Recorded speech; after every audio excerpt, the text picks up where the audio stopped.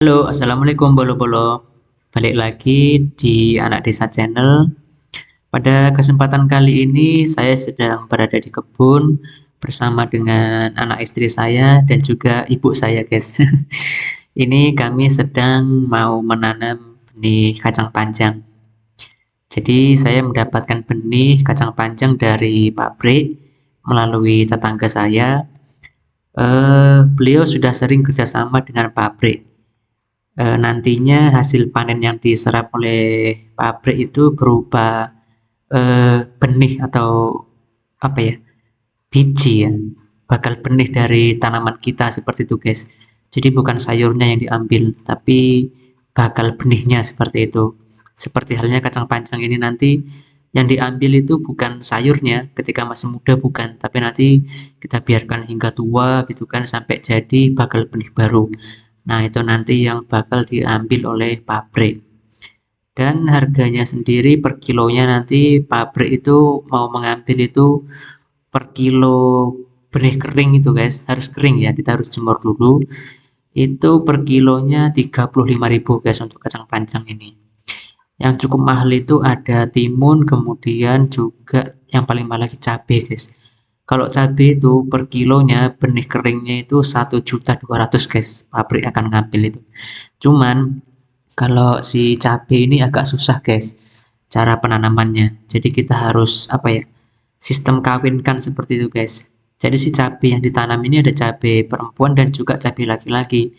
Nah, itu nanti ketika mau masuk fase generatif atau pembungaan dan pembuahan, itu kita harus kawinkan seperti itu, guys. Jadi agak ribet prosesnya kalau cabai. Itu malah makanya kenapa harga dari hasil benih cabai itu lebih mahal, guys. Beda halnya dengan kalau kacang panjang ini, guys, yang mau saya tanam ini, itu nggak perlu dikawinkan. Jadi sama seperti kita menanam jenis kacang panjang yang lain, kita hanya tinggal menunggu panen seperti itu. Nanti dari hasil panennya itu kita akan ambil yang tua, kemudian kita jadikan benih. Lalu kita nanti eh, jual kembali ke pabriknya seperti itu, guys. Nah, seperti itu sih ceritanya. Jadi ini saya tanam di kebun yang kemarin itu habis ditanamin jagung gitu, guys. Tapi kemudian jagungnya banyak yang roboh, ambruk, tertiup oleh angin kencang. Nah, itu akhirnya jagungnya dipanen sebelum waktunya, guys. Nah, kebetulan ini lahannya sudah dibersihkan.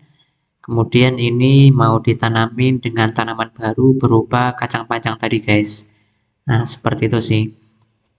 Jadi ini cara tanamnya ya, saya simpel aja, guys, karena apa ya, kurang modal juga. Jadi sebenarnya bagusnya itu dibuat sistem bedengan seperti itu, guys. Kemudian dipasangin mulsa itu lebih bagus lagi. Cuman ini saya dengan sistem ala kadarnya. Jadi tanpa membuat bedengan dan juga tidak menggunakan mulsa seperti itu, guys. Jadi lahannya langsung saya cangkul dengan kedalaman ya mungkin 5 sampai 10 cm lah. Dan dengan jarak tanam itu antar benihnya nanti itu 25 cm, kemudian jarak antar barisnya itu 40 cm seperti itu, guys. Nah, lalu benihnya langsung kita semai atau kita tanam pada lubang tanam yang sudah kita buat, lalu kita tutup tanah lagi seperti itu, guys. Hanya seperti itu sih, simple. Untuk menghemat biaya juga sih, guys. Karena kan kalau dihitung-hitung hasil panen yang diserap pabrik nanti juga tuh hanya 35.000, guys. Pengalaman tetangga saya menanam 1 kilo itu kurang lebih ada 4.000 benih, guys. Seperti halnya saya, ini juga saya ambil 1 kilo, kurang lebih ada 4.000 benih. Nah, dari situ hasil panennya nanti, guys, hasil panen kering ya, yang dijual ke pabrik itu hanya 18 kilo, guys, pengalaman tetangga saya. Jadi kalau 18 kilo dikali 35.000 ya kurang lebih hanya 700-an ribu, guys, seperti itu. Jadi kan kurang apa ya, kurang banyak sebenarnya. Tapi kan ya bagaimana ya, namanya eh, usaha gitu kan. Mau sekecil apapun ya kita tetap harus berusaha dan harus kita syukuri, guys, seperti itu sih. Karena apa ya, kalau hanya mengandalkan dari ternak gitu kan kayaknya nggak bisa, guys. Kalau sistem desa seperti saya ini, ternak itu hanya sebagai investasi, guys. Tidak bisa untuk penghasilan harian dan juga bulanan.